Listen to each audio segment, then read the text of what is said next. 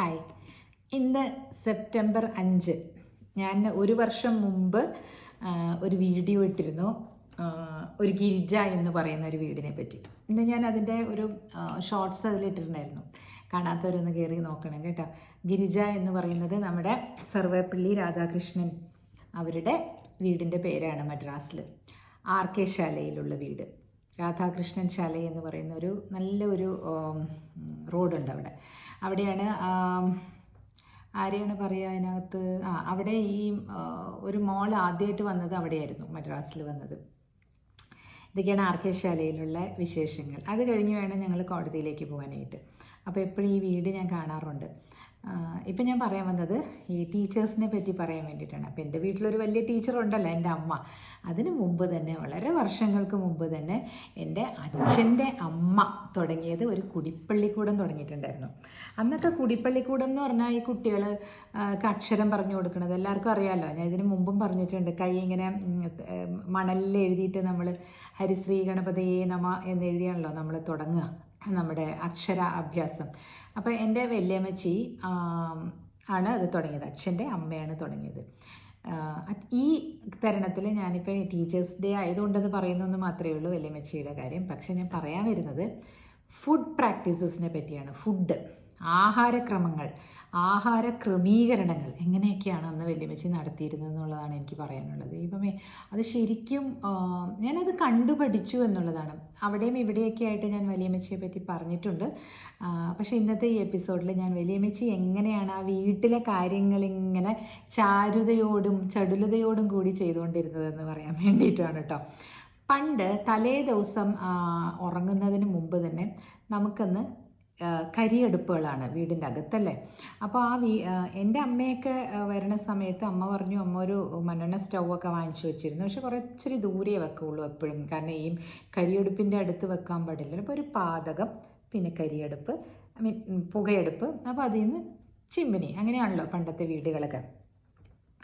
വലിയമ്മച്ചി എങ്ങനെയാണെന്ന് വെച്ചാൽ തലേ ദിവസം തന്നെ ഈ അടുപ്പിൻ്റെ ഉള്ളിൽ നിന്ന് ഇങ്ങനെ ചിരട്ട വെച്ചിട്ട്, അല്ലെങ്കിൽ പഴയ വലിയ ഒരു കയ്യിൽ വെച്ചിട്ട് ഈ ഇതെല്ലാം ക്ലീൻ ചെയ്യും. ചാരമെല്ലാം ക്ലീൻ ചെയ്ത് മാറ്റി വെക്കും. അടുത്ത ദിവസം രാവിലെ എഴുന്നേറ്റ് വരുമ്പോൾ തന്നെ അതിനകത്ത് അരി വെക്കണമല്ലോ. ഒരു 5 മണിക്കെങ്കിലും അരി വെച്ചാലാണ് 9 ആകുമ്പോഴേക്കും എല്ലാവർക്കും പോകണ്ടേ. 8:30 9 ആകുമ്പോഴേക്കും എല്ലാവരും വീട് വിട്ട് പോകുമ്പോഴേക്കും ഈ ചോറൊക്കെ മൂട്ട ചോറല്ലേ നമ്മൾ കഴിക്കണേ.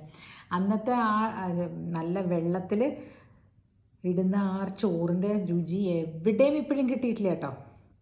അതെന്താണെന്ന് എനിക്കറിയില്ല. ഇപ്പം ഒന്നാമത് ഇവിടെയൊക്കെ നമുക്ക് പ്രോസസ്ഡ് വെള്ളമാണ് കിട്ടുന്നത്, അതുകൊണ്ടും ആയിരിക്കാം. അപ്പോൾ അത് വെച്ച് രാവിലെ 5 മണിക്ക് എഴുന്നേറ്റിട്ട് വലിയമ്മച്ചി വന്നിട്ട് ഈ ചോറ് ൻ്റെ കലം അവിടെ വെച്ചിട്ടുണ്ടാവും. കുറേ നാളുകൾക്ക് ശേഷം മഴയില്ലാത്ത സമയത്തൊക്കെ മുറ്റത്ത് അടുപ്പുണ്ട് കേട്ടോ, അവിടെ വെക്കും. മഴയുള്ള രാത്രികളിൽ ഇങ്ങനെ ചെയ്ത് വെക്കുന്ന കാണാം.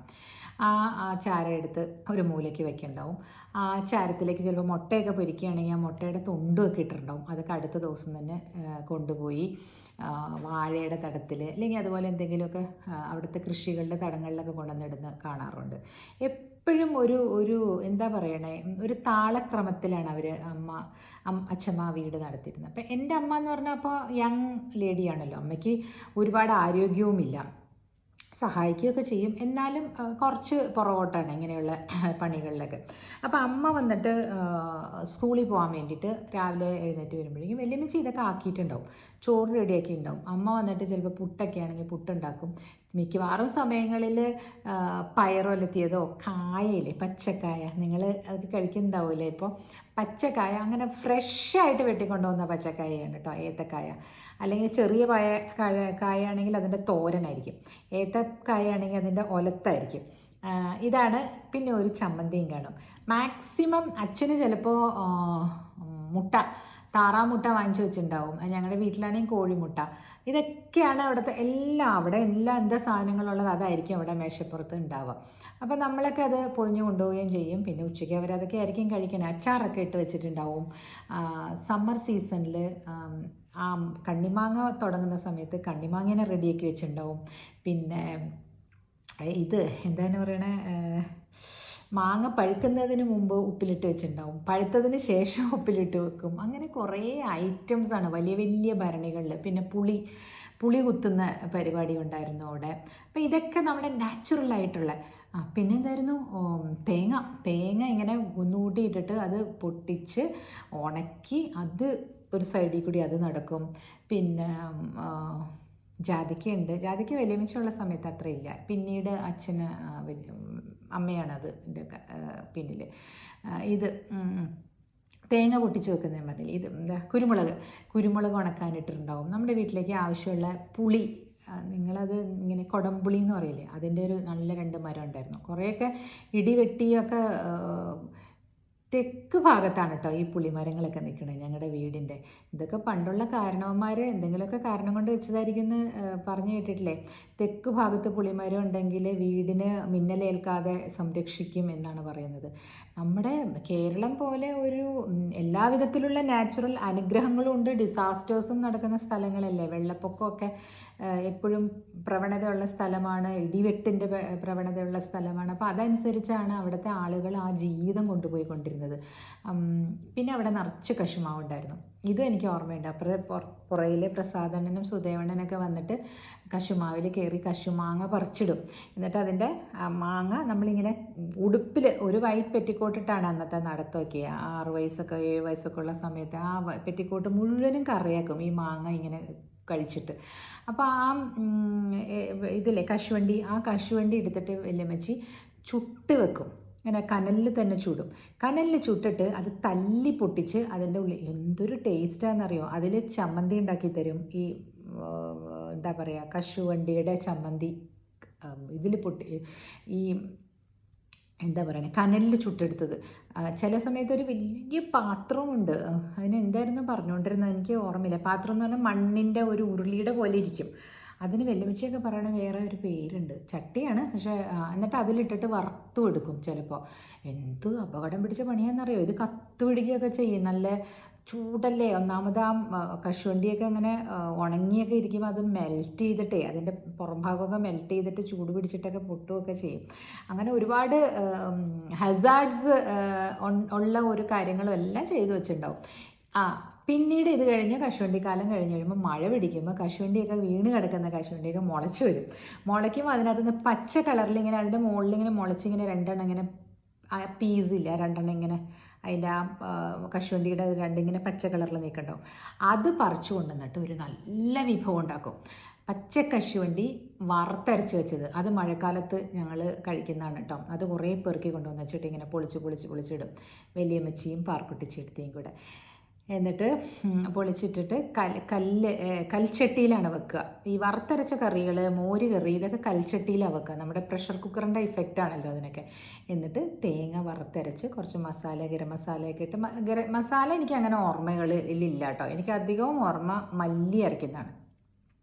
ചൂടാക്കിയിട്ട് അരച്ചിട്ട് ഞാനിതിലൊക്കെ എക്സ്പേർട്ടാണ് കേട്ടോ. ഞാൻ കല്ലിൽ വെച്ച് അരയ്ക്കും. എൻ്റെ വലിയമ്മച്ചി ചെയ്യണ പോലെ തന്നെ വലിയമ്മച്ചി ഞാൻ അരയ്ക്കാം എന്നൊക്കെ പറഞ്ഞ് ചെയ്തിട്ടുണ്ട്. അതുപോലെ വലിയമ്മച്ചിക്ക് പശുക്കളുണ്ടായിരുന്നു ഞങ്ങളുടെ വീട്ടിൽ. അപ്പോൾ പശുവിന് കൊടുക്കാനായിട്ടും ഇതുപോലെയുള്ള പഞ്ഞിക്കുരു എന്ന് പറഞ്ഞൊരു ഇത് കിട്ടും. ഇപ്പോൾ ഉണ്ടോയെന്നൊന്നും എനിക്കറിയില്ല. അന്ന് അത് വെള്ളത്തിലിട്ടിരിക്കും. അത് വൈകുന്നേരം ആകുമ്പോൾ അതരയ്ക്കണം. എത്ര ജോലിയാണെന്നറിയോ. വീടുകളിലൊക്കെ അവിടെയൊക്കെ ഉള്ളവർക്കൊക്കെ എപ്പോഴും പണിയാണ്.